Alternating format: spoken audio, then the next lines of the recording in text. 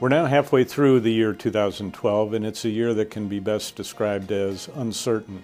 We started out with a real mild winter. We've moved into a really hot summer.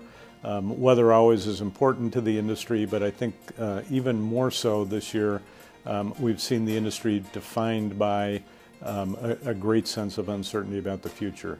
That uncertainty comes from not knowing what the tax structure is going to look like in 2013. It comes from not knowing what healthcare regulations are going to look like in 2013.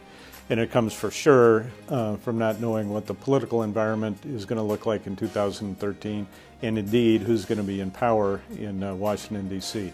So all those things will matter for us. They'll all become important. But for right now, what it means for us is our members are not sure about what their workload is going to look like. Their customers are not sure about when and how they're going to make investments in plants and in major repairs. So the industry, resilient as it is, kind of continues to move along with this great sense of uncertainty about the future.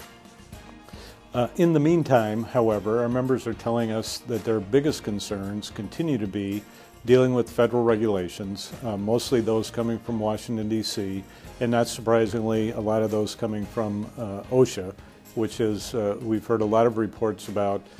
They've been much more vigilant. We've heard a lot of reports about significant fines, heavy penalties, and an enforcement activity at the agency that's far exceeded what we've seen in the past.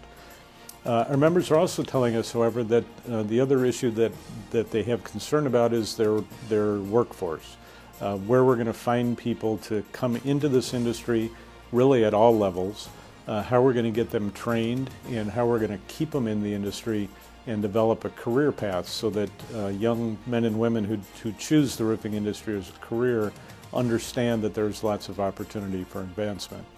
So those things have kind of driven the NRCA agenda.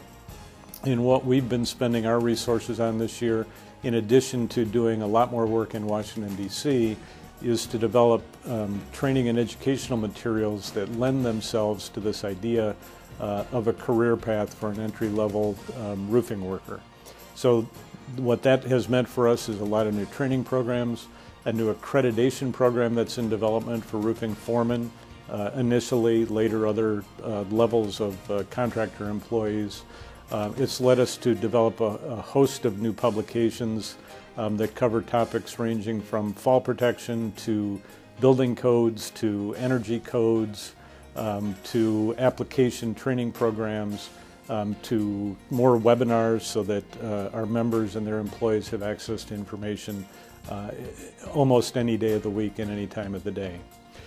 The industry, as it moves into the second half of 2012, I think does so with caution, but does so, as always, with a sense of optimism, because we know that there is always a demand for our products and services, even as this uncertainty continues with us. We look forward to a better second half of 2012 than we had a year ago, and we certainly are hopeful for a much better 2013.